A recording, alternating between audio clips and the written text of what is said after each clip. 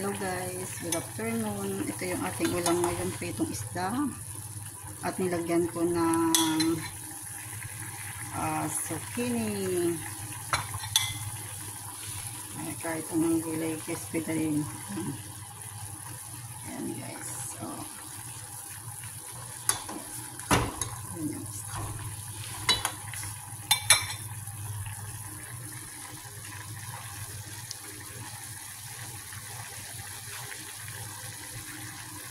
Masarap guys pag nag-ulam tayo na may sabaw tapos may gulay.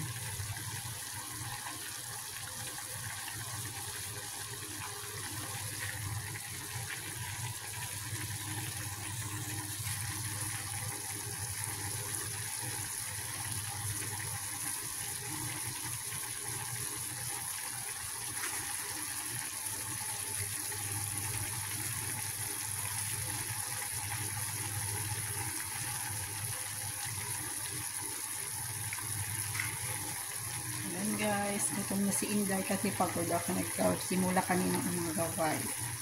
Umaga pa tayo naglilinis. Kailangan din natin kumain para may lakas yung ating katawan na magtrabaho araw-araw.